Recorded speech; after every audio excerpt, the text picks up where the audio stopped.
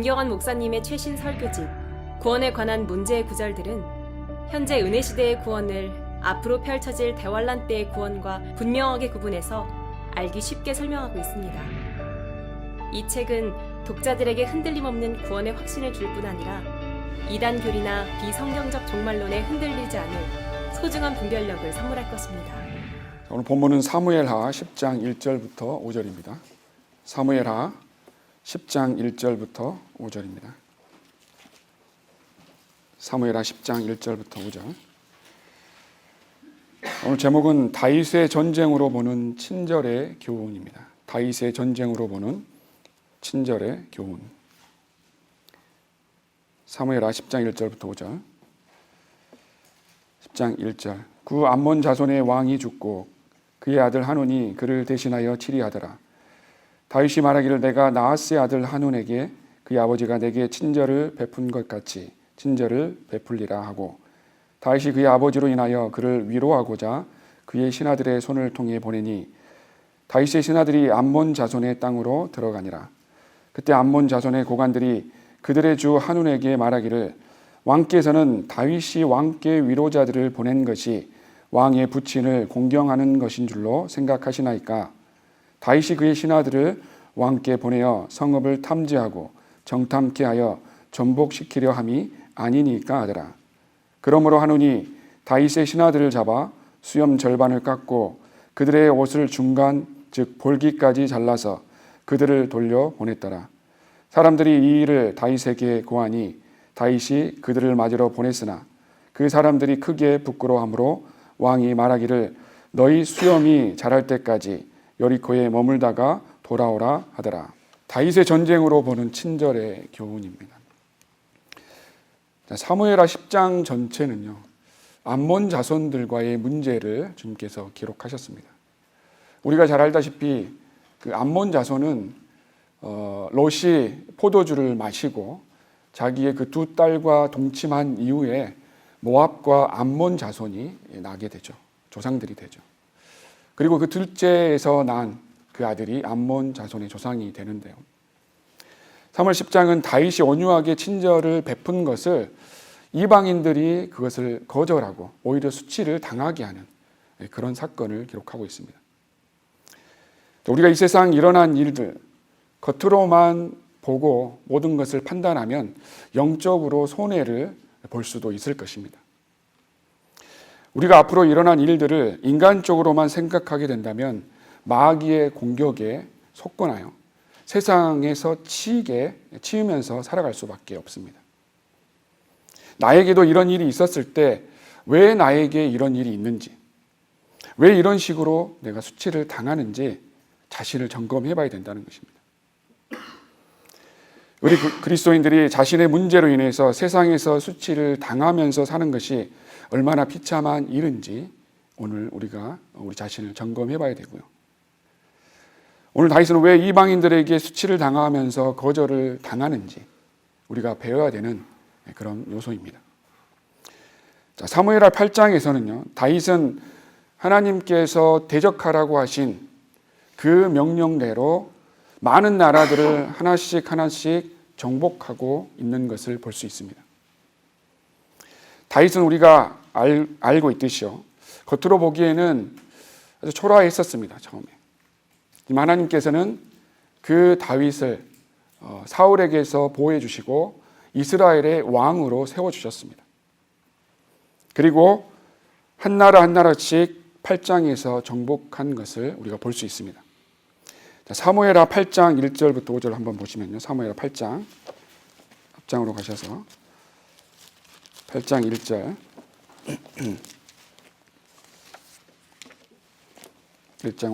1절부터 5절. 이 일 후에 다윗이 필리스타인들을 쳐서 그들을 항복시키고 필리스타인들의 손에서 메덱 암마를 빼앗으니라. 또 다윗이 모압을 쳐서 그들로 땅에 엎드리게 하여 줄로 재었으니 두 줄로 잰 자는 죽이고 한 줄에 차는 자는 살린지라. 그리하여 모압인들이 다윗의 종이 되어 예물을 바치더라. 다윗이 그의 경계를 회복하려고 유프라테스 강에 갔을 때 그가 소바 왕 누옵의 아들 하닷 에셀도 지니라. 다윗이 그에게서 병거 1천과 기병 700과 보병 2만을 빼앗았으며 다윗이 모든 병거의 말들의 힘줄을 끊고 그것들 중 병거 100만 남겨두더라. 그때 다마스커스의 시리아인들이 소바왕 하닷에셀을 도우러 오니 다윗이 그 시리아인들 가운데 2만 2천 명을 죽이니라. 이렇게 해서 계속해서 이방 민족들을 한 나라 한 나라씩 정복하는 것을 볼 수 있는데요. 13절도 보시면요. 다윗이 소금 골짜기에서 시리아인 1만 8천 명을 치고 돌아와서 명성을 얻으니라. 다윗이 에돔의 거점들을 둔지라. 그가 에돔 전역에 거점들을 두니 에돔의 모든 사람이 다 다윗의 종이 되니라. 주께서 다윗이 가는 곳마다 그를 보호하시더라. 다윗이 온 이스라엘을 치리하였으니 다윗이 그의 온 백성에게 공의와 정의를 실행하더라. 이렇게 해서 다윗은 계속적으로 전쟁에서 승리한 상태였는데요. 첫 번째 우리가 여기서 배워야 할 것은요. 우리는 죽을 때까지 전쟁에 임한다라는 것입니다. 우리가 예수 그리스도를 믿고 주님을 구세주로 영접한 우리들은요. 이제는 그리스도의 군사로서 그 역할을 담당해야 됩니다. 전쟁에 있어서는 휴식이 보장되지 않습니다. 우리가 죽을 때까지 또는 주님께서 오실 때까지 이 전쟁은 계속되는 것입니다. 지금 이스라엘에서 하마스의 공격이 있었죠. 저번 주 7일 날 공격이 있었고 지금 2주째 계속 전쟁이 이루어지고 있습니다. 우크라이나 전쟁도 작년 2022년 2월부터 해서 지금까지 만 1년 8개월 동안 전쟁이 지속되고 있습니다. 양 나라 합쳐서 사상자가 약 50만 명이 된다고 합니다. 러시아만 해서요. 사망자가 12만 명이 되고요. 우크라이나가 사망자는 약 7만 명이 된다고 합니다. 숫자로 따지면 뭐 쉽게 얘기할 수 있는데요. 사실 우리가 지금 이 공간에서 한 1000명만 들어와도 빼곡하게 찰 겁니다. 들어오지 못할 것입니다. 그래서 굉장히 많은 사람들, 사상자까지 해서 50만 명이 죽고 부상당하고 그런 전쟁이 지금 계속 벌어지고 있고 이스라엘과 하마스의 전쟁이 지금 이루어지고 있습니다. 그래서 그들이 우리는 구원받았는지 알 수 없습니다. 거의 구원받지 않았다라고 판단이 되죠. 그래서 안타까운 일인데요. 우리는 이것을 성경에서 알다시피 아브라함과 사라의 실수로 인해서요. 하갈에게서 이스마엘이 나오게 되죠. 그리고 그 이스마엘은 성경에서 말씀하신 대로 그 이스라엘 백성을 계속해서 대적할 것이라는 그 예언을 계속 지금 성취하고 있는 것입니다. 그래서 피해 전쟁이 계속 이루어지고 있고요. 이스라엘은 가장 중요한 것은 하나님이신 예수 그리스도를 십자가에 못 박았기 때문에 그리고 세상과 음행했기 때문에 하나님께서는 이런 전쟁을 계속해서 허락하신다는 것입니다. 다윗은 수많은 전쟁을 통해서 지쳐 있었던 상황이었습니다. 다윗은 하나님께서 도와주셔서 위대한 왕이 되었는데요. 이 위대한 왕도 이런 곤란하고 수치스러운 상황을 왜 당하게 되었을까요? 전쟁을 오랫동안 하다 보면 지치게 마련입니다. 과거에 얼마나 많은 영적인 전쟁을 치렀는지 상관없습니다. 승리를 하든 패배를 하든 그것은 지금 중요하지 않습니다. 과거의 그 승리에 취해서요. 안도하거나 또 방관하고 있거나 그랬다라면 지금의 여러분의 영적 전쟁과 앞으로의 전쟁에서도 패배할 수밖에 없다는 것입니다. 이번에 하마스 공격은요. 기습적으로 이루어졌습니다. 육상을 통해서 공중을 통해서 해상을 통해서 기습적으로 이루어졌고요. 가장 먼저 지휘시설 그리고 통신시설을 마비시켰습니다. 로켓을 한 5,000발 정도 쐈다고 하죠. 이 세상에서 가장 완벽하다고 하는 그 아이언돔도 뚫었던 하마스의 공격인데요.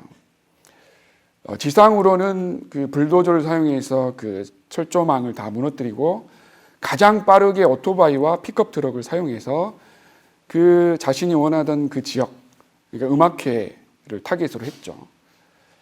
거기에 가서 한 260명의 사상자를 냈고요. 패러글라이딩을 사용해서 그곳에 모여서 많은 사람들을 죽였습니다. 그때의 시간이 새벽 6시 30분이었습니다. 모두가 쉬고 있고 안락하고 편안하고 잠들어 있을 때 그런 테러 집단들은 그렇게 기습적으로 공격한다는 것입니다. 우리도 마찬가지입니다. 영적인 전쟁에 있어서 기습적인 공격에 우리는 항상 노출되어 있다라고 기억하시면 됩니다. 우리를 영적인 끈으로 놓고 있을 때, 영적으로 편안하고 영적으로 지쳐 있을 때, 영적으로 게으르고 태만할 때 마귀의 공격에 당할 수밖에 없다는 것입니다. 지금 일어날 일, 앞으로 일어날 전쟁에 그렇게 대비하지 않으면 기습적인 공격에 배나 이상 큰 규모로 피해가 있을 것입니다. 우리가 알아야 될 것은요, 우리의 육신의 생명이 있는 한 이 영적인 전쟁은 주님 오실 때까지, 우리의 생명이 끝날 때까지 지속적으로 있다라는 사실을 기억해야 됩니다. 잊지 말고 살아야 됩니다. 영적인 전우들이 영적인 치열한 전쟁을 벌이고 있을 때에, 그들이 넘어지고 낙담하고 좌절하고 쓰러질 때에 우리도 마찬가지 영적으로 게으르고 나태하다면 이방인들에게 당했던 다윗처럼 수치를 당하고 비참하게 살아갈 수밖에 없다는 것입니다. 10년, 20년, 30년 영적 전쟁을 하다 보니까 이제는 좀 쉬고 싶다라고 생각하고 있습니까? 아니면 매일매일 여러분의 삶 속에서 영적 전쟁이 있어서 지금은 좀 쉬고 싶다라고 생각하고 있습니까? 이런 마음은 누구나 가지고 있습니다. 왜냐하면 우리의 육신은요, 안락하고 편안하고 늘 쉬고 싶은 그런 생각을 하기 때문입니다. 우리 각자는 아담의 옛 성품이 있기 때문에 이런 문제들이 다윗에게만 문제가 되는 게 아니라는 것입니다. 우리 각자에게 영적인 게으름과 나태한 마음이 다 있다는 것입니다. 문제는 자기만 힘들다고 생각하고 있다는 그 자체가 문제입니다. 전쟁은 한시도 방심할 수 없고요, 제대로 쉬지도 못하는 그런 어려운 일입니다. 전쟁에서 이기기 위해서는 많은 것을 포기해야 되고요, 많은 것을 희생해야 됩니다. 그래서 어려운 일입니다. 하지만 전쟁에서 이기는 사람들은 많지 않습니다. 그 위대한 다윗도요, 그 전쟁으로 인해서 실패하고 죄를 짓게 되고 죽음에 이르게 되고 그 열매를 자기뿐만 아니라 자기 자식들까지, 자손들까지 거두게 됩니다. 사무엘하 11장 1절을 보시면요, 사무엘하 11장 1절에 11장 1절, 그 해가 지난 후 왕들이 출전할 때가 되어 다윗이 요압과 그에 함께한 그의 신하들과 온 이스라엘을 보내니 그들이 암몬 자손을 멸하고 라빠를 포위하니라. 그러나 다윗은 그대로 예루살렘에 머물렀더라. 다윗은 전쟁에 지쳐 있었던 상태였습니다. 왕으로서 전쟁에 같이 나가야 되는데요, 오늘 말씀처럼 다윗은 그대로 예루살렘에 머물렀더라. 자기와 함께한 신하들은 전쟁터에 보내고 자기는 남아서요, 그렇게 쉬고 있었던 것입니다. 그게 우리의 본성입니다. 다윗이라고 육신이 지치지 않는 게 아니라는 것입니다. 그래서 우리는 매일매일 하나님의 말씀을 가지고 깨어 있어야 됩니다. 매일매일 하나님과 교제하지 않고 깨어 있지 않으면 우리도 마찬가지로 지칠 수밖에 없습니다. 그래서 앞으로의 전쟁에서 또 지고 또 질 수밖에 없습니다. 결국 다윗은 전쟁에 나가지 않고요, 그대로 예루살렘에 머물렀을 때, 영적으로 방심하고 시간이 남았을 때요, 2절 말씀처럼 저녁 무렵에 다윗이 침상에서 일어나 왕궁 지붕 위를 거닐다가 한 여인이 목욕하고 있는 것을 지붕에서 본지라. 그 여인이 보기에 심히 아름답더라. 다윗은요, 죄가 자기 눈앞에 왔을 때에 그 죄에 동조하고 동요해서 죄를 지을 것이라고 결심했던 것입니다. 그리고 음행하고 살인까지 하게 됐습니다. 그래서 하나님께서 죄송합니다. 그래서 하나님께서는 그 밧세바에게서 낳은 첫 아들을 주님께서 죽이셨고요, 그리고 자식들로 인해서 자기가 죽임을 당하는 그런 상황까지 이르게 되고요, 그리고 자식들 간에 음행이 있고 자식들 간에 살인이 있는 그런 일들이 오늘 이 본문에서 지속적으로 10장 이후에 지속적으로 이루어지게 됩니다. 다윗은 그 위치에 있다가 이스라엘 왕까지 오르게 된 다윗은요, 왜 이렇게 비참하게 되었을까요?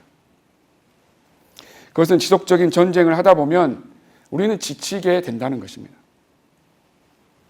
그래서 우리는 죽을 때까지 전쟁에 임한다는 그 사실을 잊지 않고 살아야 됩니다.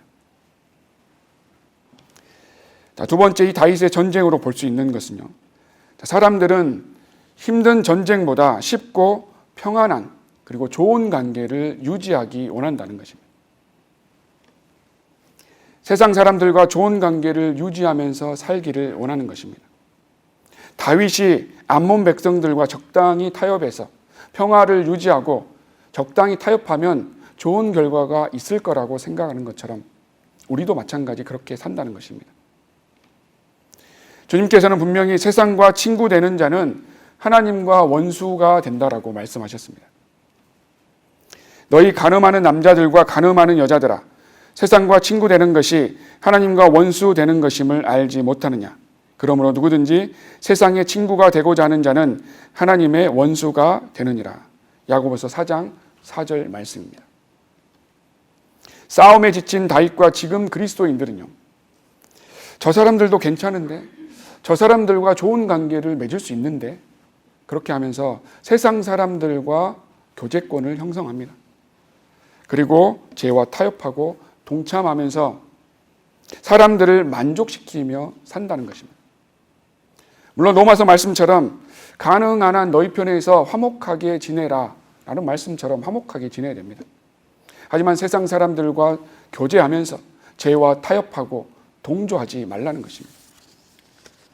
주변에 있는 사람들을 무시하고 적으로 만들라고 말하는 것이 아닙니다. 세상 사람들과 교제권을 형성하면서 죄와 타협하면서 하나님의 원수가 되지 말라는 것입니다. 아이들도 마찬가지입니다. 세상 아이들과 타협하면서 세상 아이들과 교제권을 형성하면서 죄와 동조하면서 하나님과 원수되게 자라게 하지 말라는 것입니다. 부모들은 바르게 양육해야 됩니다. 가족이라 할지라도 구원받지 않는 가족은 하나님을 대적하는 진영에서 마귀의 자식들입니다. 그렇다고 해서 가족을 미워하라는 것이 아닙니다. 가족들을 사랑하기 때문에, 친구들을 사랑하기 때문에, 주변 사람들을 사랑하기 때문에 죄를 회개하고 예수 그리스도를 영접하라라고 우리는 최선을 다해서 복음을 전해야 됩니다. 가장 가까운 가족이고 항상 봐야 하는 주변 사람이기 때문에 어떤 문제를 일으키기 싫고 관계가 벌어지는 것을 싫어하고 복음을 전하는 것을 싫어하고 평화적으로 관계를 유지한다고 하면 하나님께서 과연 기뻐하실까요? 이걸 말하는 것입니다. 사랑하는 사람들이 브레이크가 고장나는 그런 사람들처럼 지옥으로 달려가고 있는데 강압적으로 멈추지 않게 한다면 언젠가는 우리 사랑하는 가족들이 지옥으로 떨어질 것입니다. 그것이 나의 부모가 될 수 있고 나의 자식이 될 수 있고 내 남편이 내 아내가 될 수 있다는 것입니다.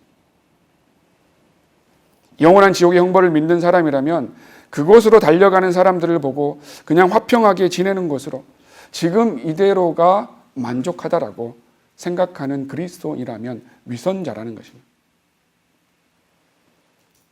구원받지 않는 가족들과 화평하게 지내려고 하다 보니까 당신은 죄인이라고, 죄 때문에 반드시 죽는다고, 죽음 이후에는 지옥의 심판이 있다라고 말을 못한다는 것입니다. 이방인들과 싸워서 이겨야 되는 그런 명령에 다윗은 화평하게 지내면 뭔가 얻을 수 있을 거라고 생각했던 것처럼 주님께서 세상 끝까지 예수 그리스도의 증인이 되라라고 하는 그 명령에 불순종하지 않는지 자신을 돌아봐야 된다는 것입니다. 우리가 복음 전파의 명령을 잘 지킨다라면 우리가 세상 사람들을 원수로 생각하는 것이 아니라 세상 사람들이 우리를 원수로 생각할 것입니다. 그렇게 생각한다 해도 어쩔 수 없습니다. 우리는 사랑하는 가족들을 위해서요, 이 전쟁을 멈추거나 우리가 지쳐서는 안 된다는 것입니다. 모세 때부터 우상 숭배를 하는 그 이방 민족들을 하나님께서는 진멸하라고 명령하신 그 명령을 100% 지키지 못하고 세상과 타협하고 그렇기 때문에 이 이스라엘 백성들은 3,500년이 넘는 이 기간 동안에 지금까지도 이방 민족들에 의해서 전쟁을 통해서 자손들까지 피를 흘리고 있다는 것입니다. 자기의 안위와 평화를 위해서 하나님의 명령을 지키지 않는 결과가 지금 우리의 눈으로 보고 있는 것입니다. 지금 이것을 각자에게, 각자의 가정에 한번 적용해 봐야 됩니다.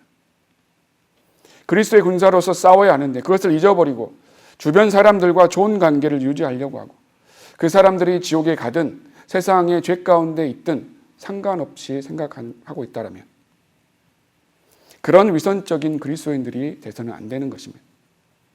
자기의 안위와 자기만의 화평을 위해서 지옥에 대한 심판이나 예수 그리스도를 증거하지 않는 그리스도인이라면요, 그 그리스도인들은 그리스도의 군사에 자격이 없다는 것입니다. 어떤 사람들은 뭐 구원받으면 됐지, 내가 이 정도 큰 죄만 안 짓고 살면 됐지 하면서 세상 사람처럼 세상을 향해서 사는 사람들이 많이 있습니다. 그래서 마귀한테 속은 것입니다. 마귀는 그것을 원하는 것입니다. 적당히라는 표현을 합니다. 그리스도의 군사들은 마귀에 의해서 하나씩 이렇게 해서 무력하게 됩니다. 그것이 마귀의 공격 방법입니다. 그리스도의 군사로서 그 역할을 감당하지 못하게 만듭니다. 최근에 애틀란타에서 그리스도의 군사라고 해서 범죄를 일으킨 집단들이 있었죠. 종교 집단으로 이렇게 범위를 좁혔는데요. 사실 마귀는 그런 성경적인 용어들을 많이 이렇게 연막을 뿌려놨다는 것입니다. 그리스도의 군사라고 해서 한국에 있는 30대 여자를 미국으로 들어오게 해서 감금하고 폭행하고 밥을 주지 않고 살인한 사건이죠. 그래서 우리가 그리스도의 군사라고 이렇게 얘기하면 사람들의 조롱거리가 되는 것입니다. 구원받으라고 하면 구원파라라고. 휴거에 대해서 우리가 가장 소망하는 그 휴거에 대해서 말을 하면 휴거판이냐고, 극단주의 아니냐고, 그렇게 사람들은 우리를 조롱하게 됩니다. 마귀는 그렇게 아주 교활하게 모든 것들을 연막으로 만들었습니다. 자, 오늘 본문은요, 그저 다윗의 이야기 중에 하나가 아닙니다. 하나님과 사탄의 전쟁입니다. 결국 사탄은 하나님의 사람들을 긍정적으로 적당히 그렇게 편안한 생각을 해서요, 전쟁에서 쓰러져서 지치게 만든다는 것입니다. 전쟁 중인데도 안일하게 편안한 마음을 갖게 만드는 것입니다. 그래서 우리는 전쟁을 치르는 군사로서 안락함보다는요, 전쟁의 그 긴장감을 놓치지 말아야 한다는 것입니다. 세 번째, 다윗의 전쟁으로 볼 수 있는 것은요, 세상과의 성별은 하나님의 명령입니다. 그리고 불순종은 수치를 가져오게 됩니다. 성경에서 오늘 본문은 암몬 자손과 나하스에게 다윗이 어떠한 그 친절을 베풀었는지 정확하게 말씀하지 않습니다. 그러나 암몬 자손과 나하스에 대해서 알게 되면 죄와 타협하고 또 성별하지 않는 것에 대해서 하나님의 그 명령에 불순종한 그 열매를 우리가 알 수 있습니다. 다윗의 생각은 이웃 나라에 친절을 베풀면 자기에게 유익이 있을 걸로 생각했을 것입니다. 하지만 본문 10장 4절에 보시면요, 10장 4절에 그러므로 하논이 다윗의 신하들을 잡아 수염 절반을 깎고 그들의 옷을 중간 즉 볼기까지 잘라서 그들을 돌려보냈더라. 사람들이 이 일을 다윗에게 고하니 다윗이 그들을 맞으러 보냈으나 그 사람들이 크게 부끄러워하므로. 다윗의 신하들은 암몬 땅에 들어가서 수염이 잘리고 바지의 그 볼기까지 잘려서요, 수치스럽게 돌아오게 되었습니다. 이것이 하나님의 방법입니다. 하나님께서는 우리가 세상 사람들과 잘 어울려서 시간을 소비하고 타협하고 죄와 동조하면서 살아가는 것을 원하지 않는다는 것입니다. 그래서 세상 사람들로 하여금 그냥 이렇게 수치를 당하게 만든다는 것입니다. 하나님은 질투의 하나님이십니다. 세상 사람들, 세상의 것에 우리의 마음을 뺏기는 것을 하나님께서는 원치 않으십니다. 질투의 하나님께서 그것을 그냥 내버려 두지 않는다는 것입니다. 때로는 세상 사람들을 통해서 구원받은 그리스도인들을 이렇게 치게 만드신 것입니다. 그래서 나는 세상 사람들에게 이렇게 친절을 베풀었는데 왜 저들은 나를 이렇게 괴롭히는지 모르겠다라고. 직장이든 사회이든 교회에서든 그리고 학교에서든 거기서 머물면 해답을 찾을 수가 없다는 것입니다. 그렇게 되면 하나님께 불평과 불만을 가질 수밖에 없습니다.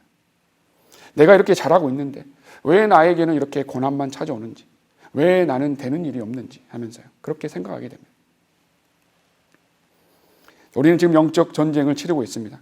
지금 우리는 눈에 보이지 않는 무시무시한 존재들과 영적 전쟁을 하고 있습니다. 그냥 주변 사람들과 편하게 지내고 아니면 지금 여러분이 편하고 안락함을 즐기고 있을 때가 아니라는 것입니다. 그런 마음으로 산다라면 벌써 마귀의 공격에 당하고 있는 것입니다. 비록 주변 사람들이 싫어한다고 하더라도 그 길에서 돌아서라라고 담대하게 경고할 수 있는 바이블 빌리버가 되어야 됩니다.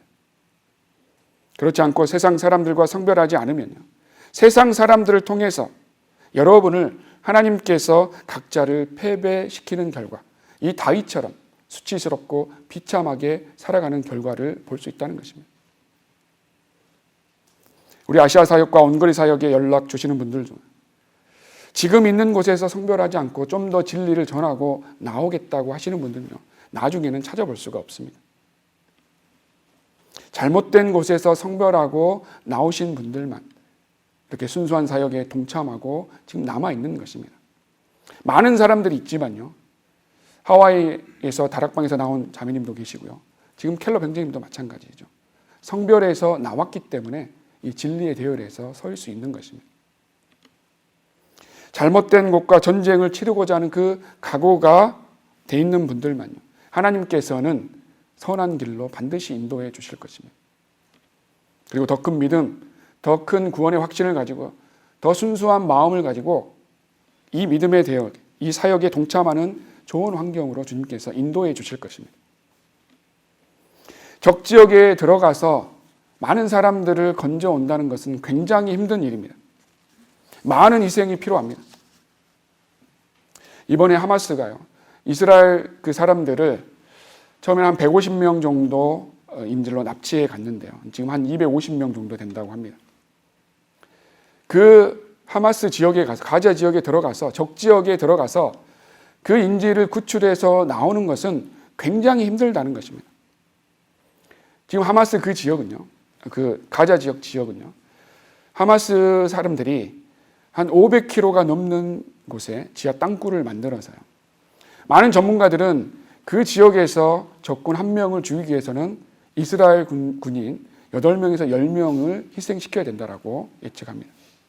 그런 것처럼 그 적지역에서 한 사람을 건져오기에는 굉장히 어렵고 희생이 필요하다는 것입니다. 구원받고 바른 진리를 알게 되면 바르게 성별해서 하나님의 진영으로 반드시 빠르게 넘어와야 됩니다. 담대하게 성별하는 그 모습을 보여줘서요, 주변 사람들에게 좋은 간증을 보여줘서 그 좋은 간증을 보고 진리로 돌아설 수 있도록 해야 된다는 것입니다. 그 안에서 그 사람들과 화평하게 지내면서 살라라고. 그렇게 된다라면 자기 자신도 거기에 있는 사람들도 다 망한다는 사실을 기억해야 됩니다. 그렇게 생각하게 만드는 것은 마귀의 공격 방법입니다. 그렇기 때문에 우리는 인내로 주변에 있는 사람들에 대해서 구원받을 수 있도록 최선을 다해서 기도하고 준비해야 됩니다. 하나님께서는 전쟁에서 패배나 승리나 모든 것이 합력해서 선을 이룬다고 로마서 8장 28절에서 말씀하신 것처럼요, 하나님께서는 손해보시지 않습니다. 내가 패배하고 내가 수치를 당하고 하는 모든 것들이 다 하나님의 방법이라는 것입니다. 왜냐하면 하나님께서는 세상과 화평하려고 하는 마음, 안락하고 편안하게 안주하는 마음으로부터 주님을 섬긴다고 하면 주님께서는 원하지 않기 때문에 주님께서는 그런 방법으로 사용하십니다. 결국에는 세상 사람들을 통해서요, 세상과 결별시키는 방법이 하나님께서는 우리를 사랑하셔서 그런 방법을 통해서 세상과 성별을 원하신다는 것입니다. 그래서 우리는 어떤 일이 있더라도 불평하면 안 됩니다. 그런 일이 있으면 자기 자신을 먼저 점검해 봐야 됩니다. 가정의 일로, 세상의 일로 수치를 당하고 고난이 있고 어려운 일이 있다면 오늘 본문을 교훈으로 삼아야 됩니다. 주님께서 나를 하나님과 더 가까이 하게 하시려고 하는구나. 주님께서 나를 하나님의 말씀에 더 가깝고 하나님의 말씀에 순종하게 하려고 하시나 보다. 주님께서 나를 하나님의 사람들과 더 좋은 교제, 친밀한 교제를 갖기를 원하시는구나 하면서 빨리 돌아서야 됩니다. 구원받지 못한 사람들의 조롱과 멸시와 그 박해에 낙심하지 말아야 합니다. 구원받지 못한 사람들에게 당신은 죄인이라고, 죄로 인해서 반드시 죽게 된다고, 그 죽음 뒤에는 지옥의 심판을 영원토록 받을 거라고 얘기하면 좋아할 사람이 없을 것입니다. 그렇기 때문에 사도 바울과 같은 그 믿음의 선배들은 바른 성별을 할 수 있었고 그래서 순교했던 것입니다. 우리가 주변 사람들을 정말 사랑한다면 다윗처럼 친절을 베풀어서 화평을 유지하자는 생각은 버려야 됩니다. 죄와 타협하자는 생각은 버려야 된다는 것입니다. 그렇다라고 무조건 싸우라고 말하는 것이 아닙니다. 믿음을 지키고 영적인 싸움을 위해서 가장 기본적으로 해야 될 일이 바로 성별이라는 것을 기억하시기 바랍니다. 마지막 네 번째, 다윗의 전쟁을 통해서요, 하나님의 명령보다 세상 사람들의 호의에 넘어가서는 안 된다는 것입니다. 본문 2절 말씀해 보시면요, 다윗이 말하기를 내가 나하스의 아들 한운에게 그의 아버지가 내게 친절을 베푼 것 같이 친절을 베풀리라.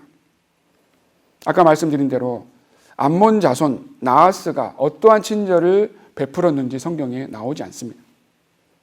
세상 사람들이 우리에게 어떠한 호의를 준다고 해서 그 호의를 다 받아들인다면 사탕으로 유괴하는 그 유괴범의 호의처럼 우리는 마귀에게 당할 것입니다.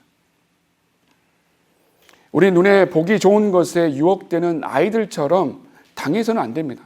어른처럼, 어른답게, 또 영적으로 성장한 어른답게 그것들을 분별할 줄 알아야 됩니다. 세상 사람들은 직장에서, 사회에서 여러분들에게 호의를 베푸고 그 호의를 거절하지 못하게 해서요, 오늘 본문의 다윗처럼 수치를 당하게 하고 비참하게 살게 만든다는 것입니다. 한 예를 들어서 직장 생활을 할 때 직급이 올라가고 이렇게 월급이 올라가게 되면 사람들은 그렇게 호의를 베풀지만 더 많은 일을 해달라는 그런 요청인 것이죠. 거기에 동조해서 그 호의를 받아들여서 더 일하게 되고 더 일하게 되면 실제로 우리의 믿음을 지키는데 굉장히 어렵게 됩니다. 수요일 모임, 금요일 거리설교, 토요일로 받겠지만요, 주일 예배, 우리의 믿음을 지키는 데 있어서 반드시 선을 놓고 우리 믿음을 지킬 줄 알아야 됩니다. 물론 각자의 영적인 사정, 개인적인 사정, 개인의 환경마다 다 다릅니다. 어쩔 수 없이 참석해야 되고 어쩔 수 없이 그 일을 해야 될 때가 있습니다. 하지만 기본적으로 세상의 그 호의에 반드시 선을 긋고 세상과 성별할 수 있는 그런 마음을 가져야 됩니다. 여기 본문에 나오는 나하스의 정체를 성경에서 보면요, 사무엘상 11장 1절 2절을 보시면요, 사무엘상 11장 1절 2절입니다. 사무엘상 11장 1절 2절. 그때 암몬인 나하스가 올라와서 야베스 길르앗에 대하여 진을 치니 야베스의 모든 사람이 나하스에게 말하기를 우리와 언약을 맺으라. 그리하면 우리가 너를 섬기리라 하였으나 암몬인 나하스가 그들에게 대답하기를 내가 너희의 오른쪽 눈을 다 빼내어 온 이스라엘을 향한 책망으로 놓아두는 조건이면 내가 너희와 언약을 맺으리라고 한지라. 자, 호의를 베풀 때 우리는 그 동기를 알아야 된다는 것입니다. 어떤 유익을 취하기 위해서 그러는 건지. 자, 사울과의 전쟁에서 암몬인 나하스는요, 야베스 사람들에게 너희의 오른쪽 눈을 다 빼고 이스라엘을 대적하면 너희와 언약을 맺을 수 있다라고, 이스라엘에게 강한 적대감을 가지고 있고 이스라엘을 진멸하겠다라는 그런 마음을 가지고 있는 그 이방인에게 다윗은 호의를 베풀었던 것입니다. 그뿐만 아니라요, 주님께서는 암몬인에 대해서 어떻게 하라라고 성경을 통해서 명령하셨습니다. 자, 다윗은 주님의 명령이 상관없던 것이었습니다. 주님께서 명령하신 그 명령을 다윗은 알고 있었을 것입니다. 그래서 우리가 여기서 알 수 있는 것은 성경을 지식적으로 알고만 있다고 해서 다 되는 게 아니라는 것입니다. 그 알고 있는 그 지식을 마음으로 받아들이고 진정으로 우리의 행동으로 실천해야 된다는 것입니다. 그래서 신명기 23장 3절을 보시면요, 주님께서는 이렇게 말씀하셨습니다. 신명기 23장 3절 4절 보시면 신명기 23장 3절 4절입니다. 신명기 23장 3절. 암몬인과 모압인은 주의 회중에 들어가지 못하리니 그들의 10대까지도 그들은 주의 회중에 영원히 들어가지 못하리라.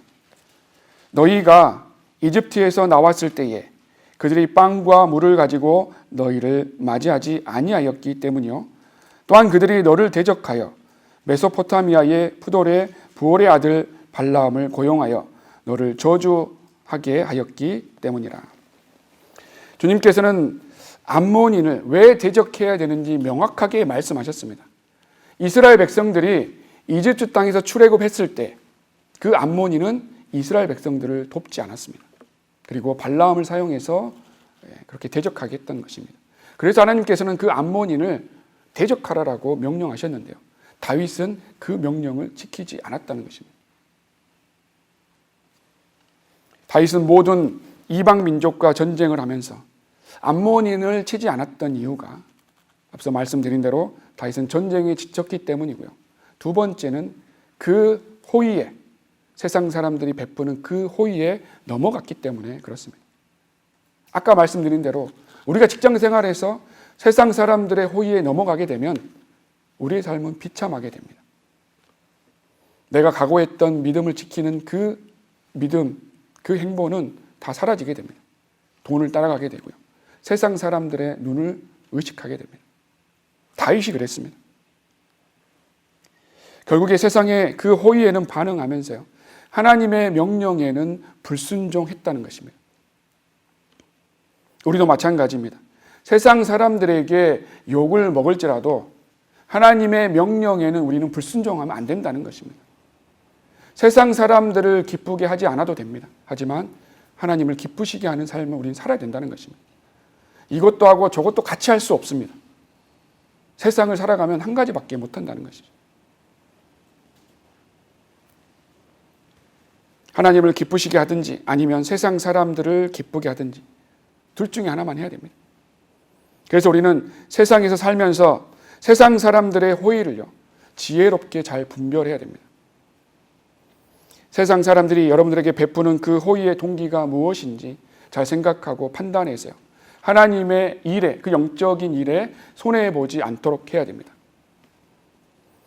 세상 사람들의 호의가 있어서 그 평화의 관계를 깨고 싶지 않아서 복음을 전해야 되는데 복음을 전하는 그 명령에 순종하지 않고 살았다면요, 지금은 바뀌어야 됩니다.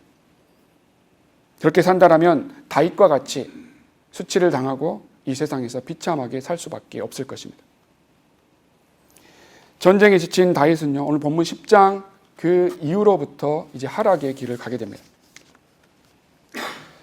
자, 우리 교회가 목사님이 사역한 지 26년이 지나고 있습니다. 만 26년이 지나고 있는데요, 목사가 그리고 성도들이 은혜 복음도 제대로 전하지 못해서 지옥으로 보내는 그 한국 교회, 거짓 목사들에 대한 책망을 접고 너무 지쳐서 이제는 좋은 게 좋은 거라고 그 책망을 하지 않고 사람을 모으는 데 사역을 집중했다라면 하나님께서 우리 교회를 사용하지 않으셨을 것입니다. 분명 우리 교회는 하나님께서 세상 사람들로부터 수치를 당하게 하고요, 패배하는 그런 교회가 되었을 것입니다. 우리의 많은 일들이 있었죠. 2019년부터 2020년. 하지만 하나님의 콜링을 받은 목자, 그리고 바르고 정확하게 구원받은 우리 성도들은요, 은혜 복음도 제대로 전하지 못하는 그 거짓 목사, 거짓 교회, 한국 교회에 대한 책망을 주님 다시 오실 때까지 멈추지 않을 것입니다. 그렇게 했을 때 한국에서 그리고 전 세계에서 지금도 연락을 주고 있고요, 그리고 목사님의 설교를 듣고 구원받고 또 한국에서는 많은 모임들이 지금 형성이 돼서 모여서 예배를 드리고 있죠. 광고 시간에도 말씀하셨지만요. 시카고의 그 한 자매님이 연락을 주셔서 구원받고 그리고 윤종 형제님과 시카고에서 그 모임이 또 형성이 되고 있습니다. 이번에 4차 대전 아시아 사역 모임에서도 많은 성도들이 간증을 하셨고요. 부산센터의 성도들이 또 간증을 하셨는데요. 이제는 우리가 바르고 정확한 은혜 복음으로 구원받고 어떻게 또 무엇을 전해야 되는지 이제 정확하게 알 수 있다는 것이죠. 그렇게 순수하게 이 사역을 지켜온 이 교회 또 목사님과 성도들에게 너무 감사하다는 것입니다. 하지만 우리 LA 이 교회가요, 전쟁에 지쳐서 세상과 타협하고 편안하고 안락한 그 믿음 생활을 추구했다라면 하나님께서는 우리 교회를 사용하지 않으셨을 것입니다. 하나님께서는 세상과 성별하기를 원하십니다. 어두운 일에 대해서 책망하기를 원하십니다. 에베소서 5장 11절을 같이 보시면요. 에베소서 5장 11절입니다. 에베소서 5장 11절입니다. 에베소서 5장 11절. 열매 없는 어두움의 일들에 관여하지 말고 오히려 그것들을 책망하라. 열매 없는 어두움의 일들에 관여하지 말고 오히려 그것들을 책망하라. 자, 우리도 지옥으로 보내는 거짓 목사들, 거짓 교회들, 그 교회들과 교제권이 형성이 됐다라면 우리도 그들을 책망하는 데 있어서 조금은 부담스러웠을 것입니다. 어쩌면 하지 않았을 것입니다. 쉽지 않았을 것입니다. 이미 인간적인 관계가 형성되었기 때문에 그들을 책망하기가 어려웠다는 것이죠. 하나님의 말씀보다 그들의 그 호의가 우선이 되었던 것이기 때문에 그들을 책망하는 게 어려울 수밖에 없었을 것입니다. 그럼 그렇지 않죠, 우리는. 많은 한국교회 목사들이 진리를 찾고 바른 성경을 알아도 그곳에서 빠져나올 수 없는 것들이 다 이런 인간관계인 것이죠. 한편으로 이해는 되지만요, 돌아보면 그들의 마음이 순수하지 않는다는 증거를 우리는 볼 수 있는 것이죠. 따라서 우리들은요, 짓지 못한 개가 되어서는 안 됩니다. 세상 사람들로부터 미움받는 게 두려워서 하나님께서 명령하신 복음 전파의 그 사역, 그리고 잘못된 은혜 복음을 전하는 자들에게 책망하는 그런 사역에 대해서 타협하고 그 호의에 대해서 동조하고 세상과 타협해서 살아가서는 안 됩니다. 짓지 못하는 괴가 되어서는 안 된다는 것입니다. 그렇다면 우리의 주인이신 주님의 그 명령, 그 말씀에 순종하지 못하고 짓지 못하기 때문에 별 볼 일 없이 이 대열에서 떨어질 것입니다. 우리의 모든 것은 영적인 전쟁이고 싸움입니다. 이 전쟁에서 하나님께서는 반드시 승리하십니다. 하나님께서는 손해보지 않으십니다. 오늘 본문에서는 결국 이 이스라엘 백성들이 이 암몬 족속들을 이 전쟁에서 이기게 됩니다. 많은 사람들을 죽이게 됩니다. 그래서 하나님께서는 하나님의 방법으로 잘못된 사람들을 다 징계하십니다. 결국은 하나님의 방법으로 그 끝에는 하나님께서 승리하신다는 것입니다.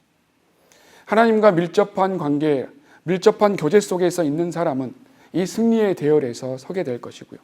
그렇지 않는 사람들은 세상을 따라가다가 결국은 수치를 당하고 손해를 당하면서 비참하게 살 것입니다. 여러분들은 어느 편에 서기를 원하십니까? 하나님께서는 어느 정도 죄가 차기까지 여러분들을 내버려 두실 것입니다. 그리고 나서 죄가 차면 하나님께서는 가차없이 치게 됩니다. 그래서 우리는요, 첫 번째 하나님의 말씀으로 현재 자기 자신을 잘 점검해 봐야 됩니다. 그리고 하나님과의 그 교제의 끈을 놓치지 말아야 됩니다. 그리고 세상 사람들과 화평하게 지내야 한다라는 마귀의 그 속임수에 빠져서는 안 됩니다. 그리고 세상 사람들의 그 호의에 넘어가지 않도록 잘 분별할 수 있도록 해야 됩니다.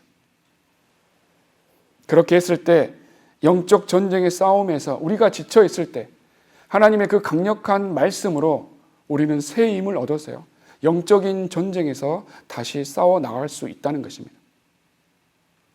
그렇게 해서 우리는 주님께서 다시 오실 때 우리에게 맡겨주신 그 복음 전파의 그 사역, 그리고 많은 진리를 우리 입에서 떠나지 않도록, 그리고 주님 다시 오실 때까지 많은 열매를 주님께 가져오는 믿음의 성도들이 되셔야 하겠습니다.